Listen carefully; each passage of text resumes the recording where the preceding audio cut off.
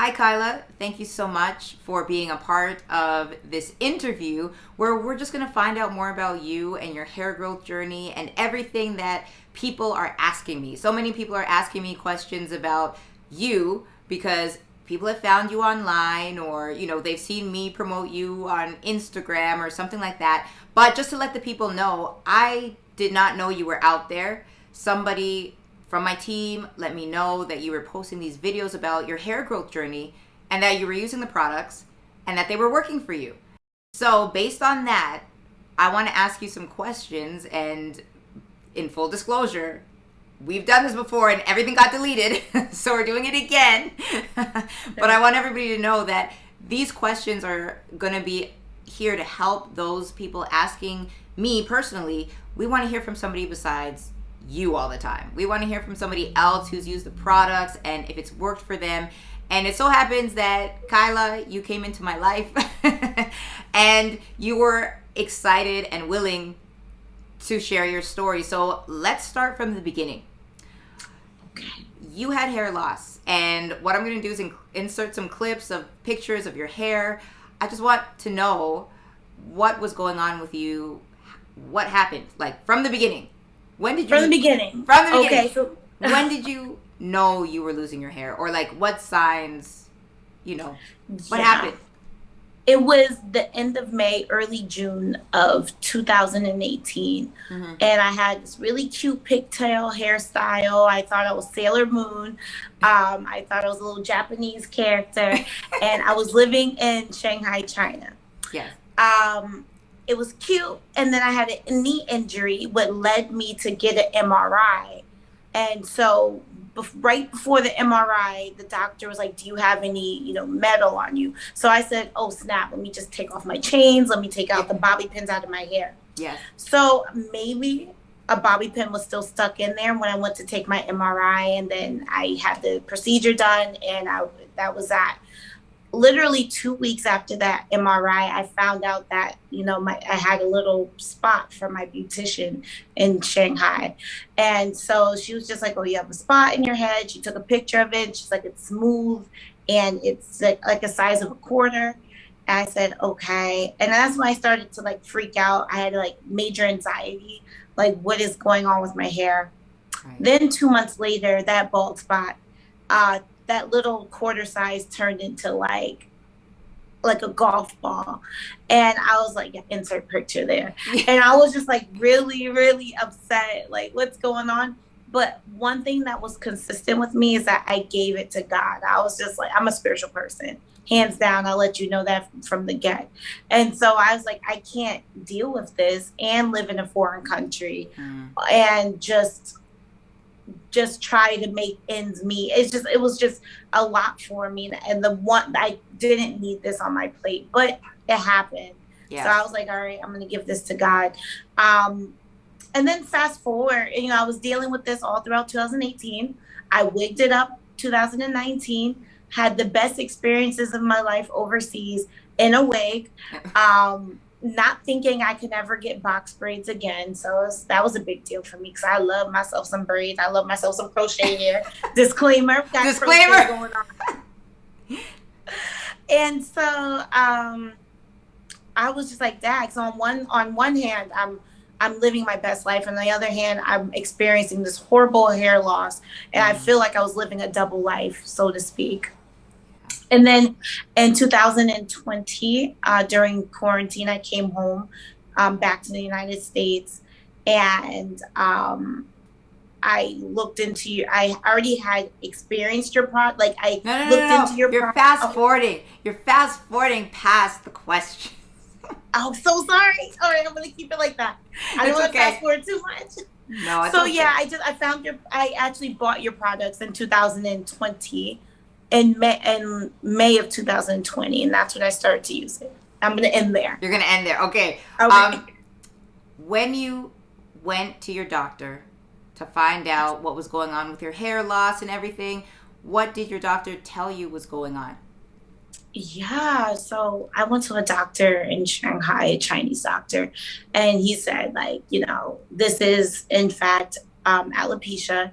I did do blood work My iron was okay. My blood seemed like it was doing fine. But because of the pattern of the circles and how smooth it was, the doctor did say it was like alopecia, and he prescribed me minoxidil, Yes. which is in Rogaine and things of that sort.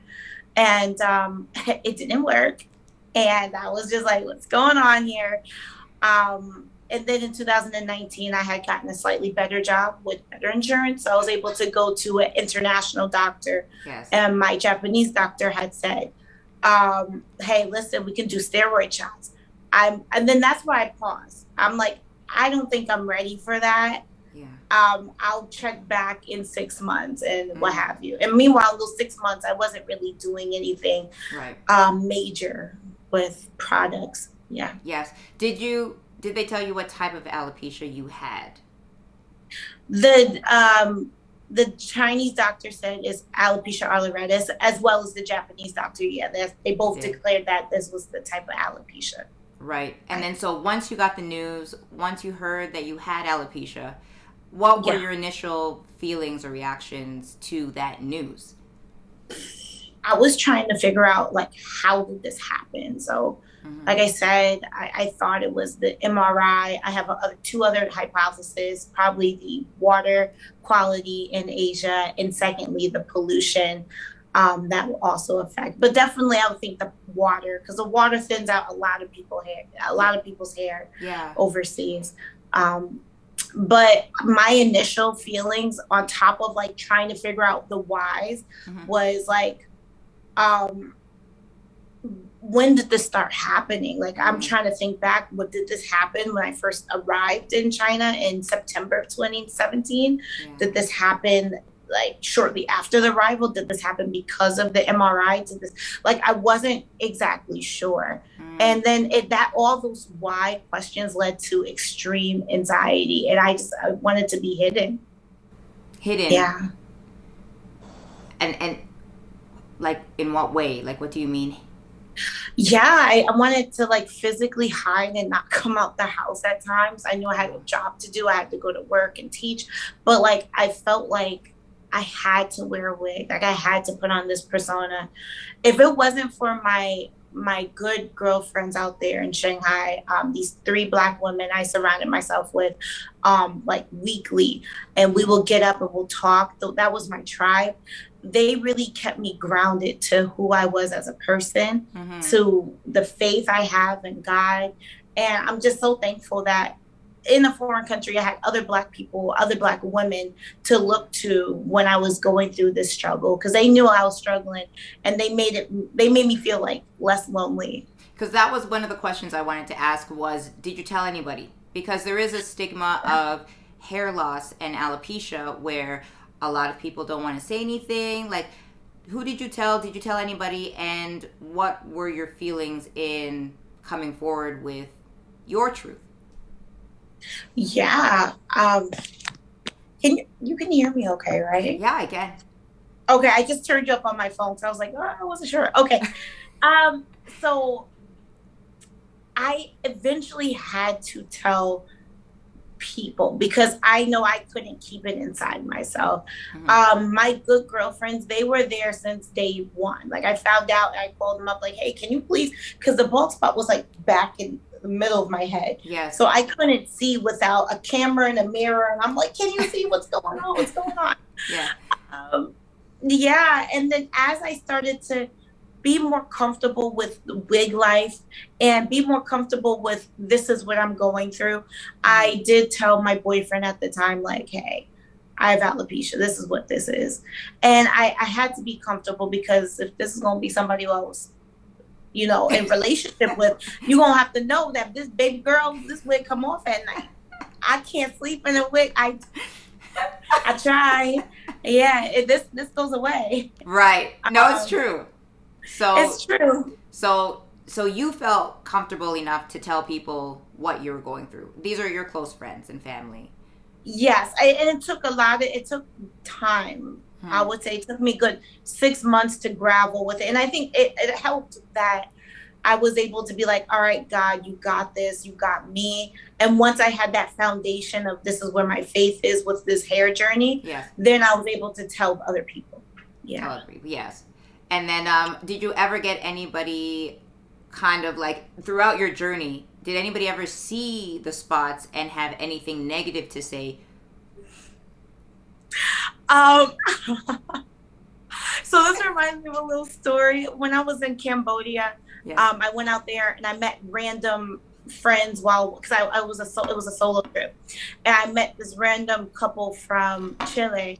Yes. And we went to like the skate park, and I tried to like get on top of the skate ramp, and I rolled over, and then the wig rolled over after me. No. And so that to me, it may have not been negative, but Yes. in the moment I beat myself up about that. I'm like, oh my gosh, why did I not secure the wig? Why, Yes.